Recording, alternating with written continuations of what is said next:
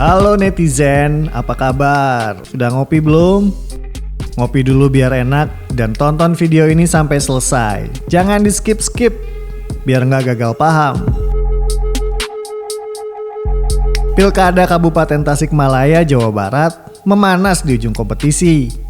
Selama masa kampanye hingga hari H pencoblosan terbilang aman-aman saja. Namun masalah mulai datang setelah beres penghitungan suara di beberapa TPS. Masalah itu datang bagaikan bola salju, menggelinding dan terus membesar hingga menuntut calon petahana didiskualifikasi. Semua berawal dari rilis hitung cepat atau quick count LSI Denny JA yang menyebutkan Iwan Saputra dan Iip Miftahul Paos sebagai pemenang Pilkada Kabupaten Tasikmalaya hanya 3,5 jam setelah pemungutan suara ditutup.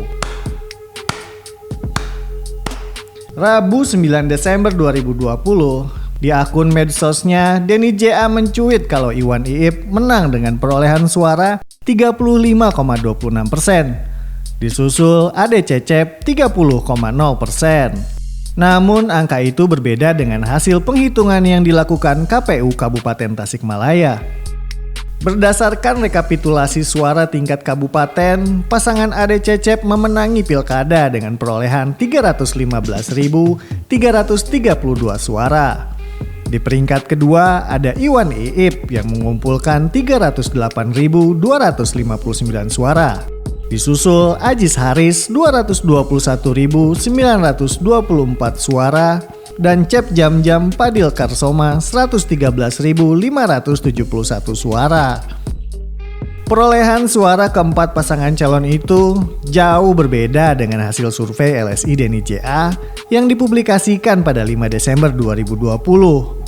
Dalam rilis disebutkan, pasangan Ade Cecep berpeluang besar memenangi pilkada dengan perbedaan elektabilitas yang mencapai 2 digit.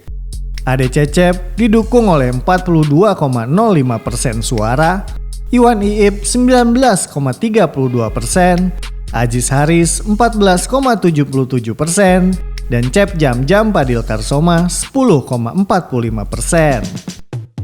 Saat konferensi pers 5 Desember 2020, Supervisor Strategik Lingkaran Survei Kebijakan Publik LSI Denny JA, Taufik Al-Jurzani, menegaskan hasil survei itu kecil kemungkinan berubah karena beberapa alasan. Pertama, tingkat popularitas Ade yang sangat tinggi, yakni 80,91%. Kedua, tingkat kesuksesan masyarakat kepada Ade Sugianto juga tinggi, yaitu 75,2%. Dan alasan ketiga adalah masyarakat menilai kinerja Ade Sugianto selama menjadi Bupati Tasikmalaya dinilai baik. Benarkah? Taufik mengatakan, masih terbuka kemungkinan adanya migrasi suara, terutama apabila terjadi blunder atau tsunami politik.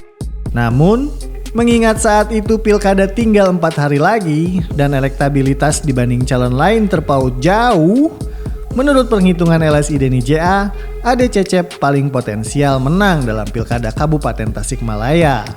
Lalu, apa yang terjadi? Prediksi LSI Denny JA ternyata jauh dari kenyataannya. Ade Cecep yang diprediksi memperoleh 42,05% suara, faktanya cuma dapat 32,19%. Seandainya prediksi Denny JA selalu benar, maka seharusnya pasangan Ade Cecep menang banyak dalam perolehan suara. Jika setiap prediksi Denny JA dipastikan akan selalu sejalan dengan kenyataan, maka pasangan Ade Cecep harus dengan mudah meninggalkan para pesaingnya. Tapi faktanya tidak begitu. Ade Cecep ditempel ketat sama Iwan Iip. Padahal oleh LSI Denny JA diprediksi hanya akan mendapatkan 19,32%. Lantaran lembaga survei bukan penyelenggara pemilu, maka sudah selayaknya yang dijadikan rujukan adalah KPU selaku lembaga resmi penyelenggara pemilu yang diamanahi tugas oleh undang-undang. Jika ada peserta pilkada yang tidak puas dengan hasil penghitungan suara atau menduga ada kecurangan, undang-undang telah menyediakan saluran-salurannya. Selain mengadu ke Bawaslu atau Pengadilan Tata Usaha Negara, Pihak-pihak yang tidak menerima hasil pemilu bisa menggugatnya ke Mahkamah Konstitusi. MK, Mahkamah Konstitusi. Upaya-upaya seperti itu jauh lebih elegan dan terhormat ketimbang menggiring massa dalam jumlah banyak hingga mengganggu ketertiban umum.